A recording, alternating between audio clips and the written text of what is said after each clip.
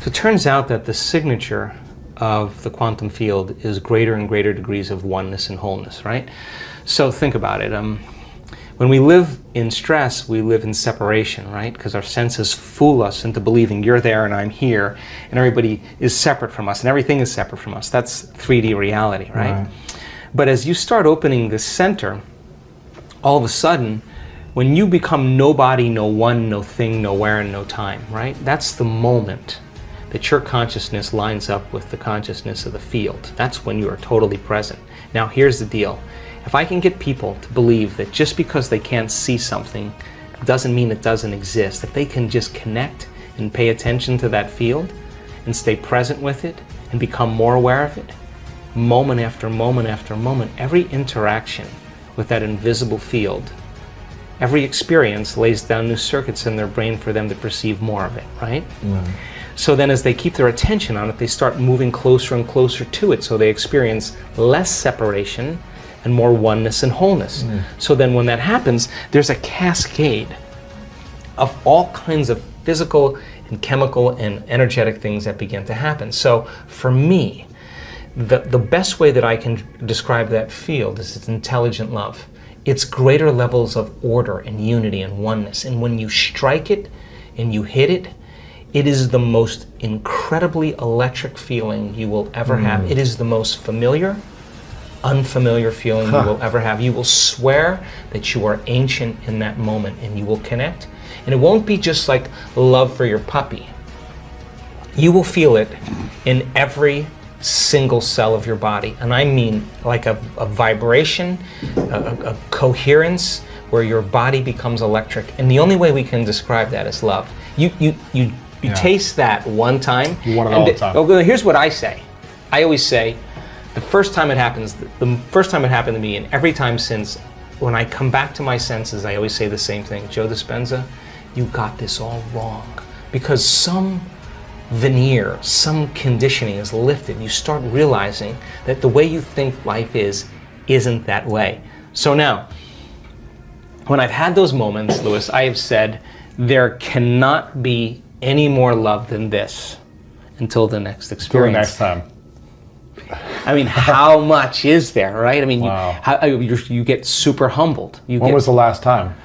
Ooh, about 5 days ago, yeah. What was the moment?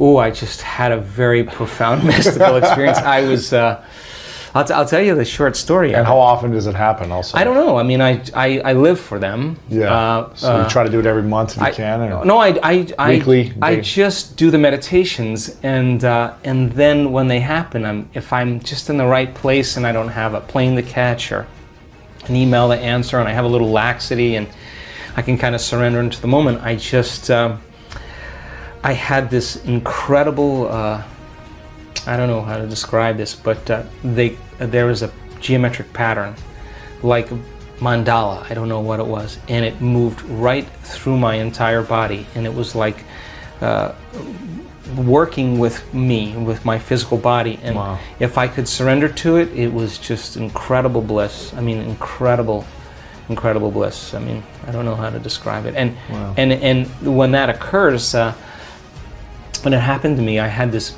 My heart was just lit up. Like it was an experience. It wasn't a physical experience, you know. It was from within. And here's the weird thing: every time it happens, my heart feels alive, like it lasts for days. Like the emotion from the experience lasts for days. And people are like, what's up with you? Like, what? And you're just kind of got this joyful. You got this big smile on your face. I just am so happy to be alive, right? And so I think that independent of, listen, I now know, I mean, we've measured genetic changes, hormonal changes, neurotransmitter changes. We've measured immune system responses by trading fear for gratitude. We've measured gene expressions. We now know that people can signal the gene to reduce cancer and tumors, signal the gene to grow new neurons. We've measured this. Signal the gene for stem cells to go to damaged tissues and repair them. Oxidative stress gene signal. We've seen that in our students. Now here's the deal. After all of those studies in the last 6 years, you can't tell me you're too old to do this work. Can't tell me that. We got people in their 80s doing miraculous things. Can't tell me you're too sick to do this work. We got people that were at the end of their life, stage 4, and turn that battleship around. Wow. You can't tell me that you had too turbulent of a past to do this work. People that were really rough pasts that are now free.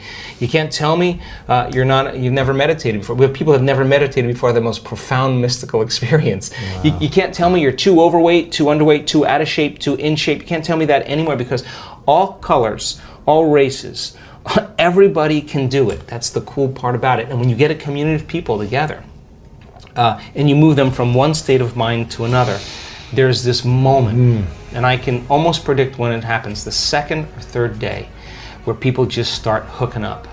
And then when they start hooking up, we're seeing now in our events. I mean, a lady that was blind from birth, 5% vision, by the end of the event was seeing. I mean, wow. How do you explain that? We had 3 people in the last 2 events that were deaf that are hearing now. Wow. People with crutches that were limited, or walking without crutches and canes, spinal cord injuries, I mean, Parkinson's disease, in a week. Like, that's gotta be, like, wow. It doesn't wake you up to what's possible.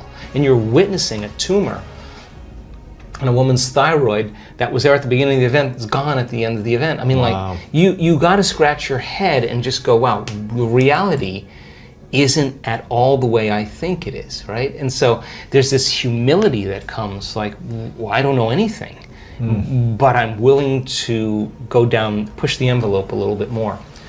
So we're only as good as our ability to execute this, right? But as we get better consistency at it, of it too, yeah. I'm all about consistency, and I'm be the first guy to say, do the blood test, do the scan, let's do the test to make sure that it's just not in your mind, it's in your brain. Yeah. Let's know.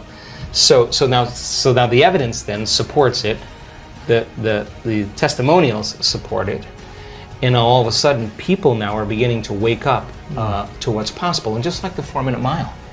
The 4-minute mile was broken. Once it was broken, we pierced the veil. Everyone did it. So we're just seeing now this same thing. We've pierced the veil, and people are just all in. They're not 50% in, they're all in, and by goodness, we're creating this kind of wake and momentum, but not just for healing, but for creating new jobs and new relationships, new opportunities, abundance, everything, yeah. Whatever it is that they want. People come to the work for all kinds of reasons, and I don't really care, but by the time they start doing the work, all they really want to do is give. Because when you feel so amazing and feel so great about yourself that you no longer want anything, the first thing you want to do is give. I mean, when we see that brain scan moving into coherence and those 2 hemispheres come together, and all of a sudden we see that heart just start going boom, boom, very orderly, and see the more energy going in the brain goes into super coherence. You can walk around and look at that person who's getting the brain scan, and there are tears of joy rolling down her face. She's feeling so whole that it's impossible to want. How can you want when you're whole? Now you feel like you already don't need anything. You feel like you have it already. That's the moment the magic happens. So she's no longer creating from lack and duality and separation.